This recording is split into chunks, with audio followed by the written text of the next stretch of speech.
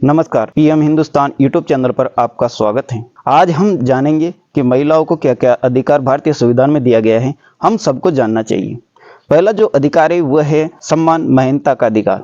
इसका मतलब यह है कि महिलाओं को जेंडर के आधार पर, मैंने पुरुष और महिला के आधार पर भेदभाव नहीं करके समान वेतन दिया जाएगा, किसी भी काम में लगे। दूसरा जो अधिकार है वह गरिमा और शालीनता का अधिकार। महिलाओं को गरिमा और शालीनता के आधार से जीने का अधिकार है। अगर किसी महिला मेडिकल आरोपी है तो उसके साथ मेडिकल परीक्षण हो रहा है तो ये काम किसी दूसरी महिला की मौजूदगी में होना चाहिए। तीसरा अधिकार जो दफ्तर कार्यालय पर उत्पीड़न का अधिकार। भारतीय कानून के मुताबिक अगर किसी महिला के खिलाफ दफ्तर में या कार्यस्थल पर शारीरिक उत्पीड़न यौन उत्पीड़न होता है तो उसे शिकायत दर्ज कराने का अधिकार है। इस कानून के तहत महिला 3 महीने की अवधि के भीतर ब्रांच ऑफिस आईसीसी को लिखित में शिकायत दे सकती है। घरेलू हिंसा के खिलाफ अधिकार। भारतीय संविधान धारा 498 के अंतर्गत पत्नी, महिला, लव इन पार्टनर या किसी घर में रहने वाली महिला को घरेलू हिंसा के खिलाफ आवाज उठाने का अधिकार मिला है। पति, मेल लव इन पार्टनर रिश्तेदार अपने परिवार की महिला के खिलाफ जुबानी, आर्थिक, जज्बाती यौन हिंसा नहीं कर सकते। महिला को 3 साल या गैर जमानती जुर्माना भरना पड़ सकता है। पहचान जाहिर नहीं करने का अधिकार।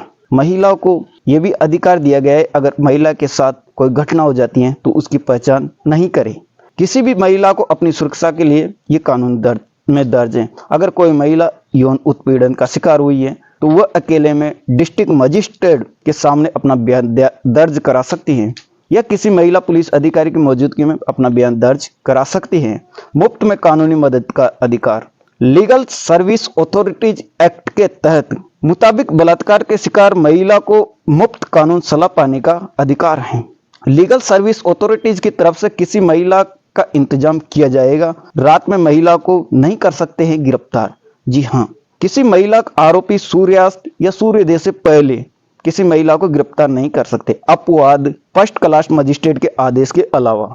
यह भी कहा गया है अगर उसके घर उस पर पूछताछ कर रहे हैं तो कांस्टेबल उसके परिवार के सदस्य की मौजूदगी होने पर ही पूछताछ करेगा। वर्चुअल शिकायत दर्ज कराने का अधिकार। कोई भी महिला वर्चुअल शिकायत दर्ज करा सकती है।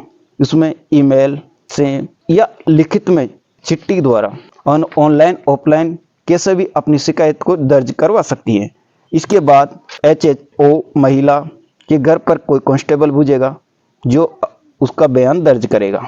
अशोभनीय या अभद्र भाषा का प्रयोग हम नहीं कर सकते। किसी भी महिला के खिलाफ उसके शरीर को लेकर या किसी अंग को लेकर या किसी तरह का अपमानजनक शब्द हम सार्वजनिक नैतिकता के आधार पर, भ्रष्टाचार के आधार पर नहीं कर सकते। ऐसा करना दंडनीय अपराध है।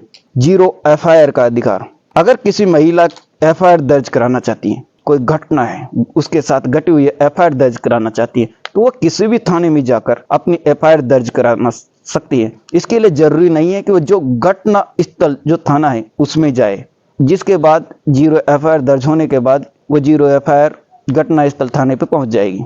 महिला का पीछा नहीं कर सकते। हम किसी भी महिला का पीछा नहीं कर सकते। कोई भी किसी भी महिला का पीछा नहीं कर सकते। IPC धारा 354D के तहत वैसे कोई भी व्यक्ति के खिलाफ कार्रवाई होगी जो महिला का पीछा करे, बार बार मना करने के बावजूद संपर्क करे या संपर्क करने की कोशिश करे, ऑनलाइन या ऑफलाइन किसी भी माध्यम से उसके खिलाफ कार्रवाई होगी। संपत्ति पर अधिकार।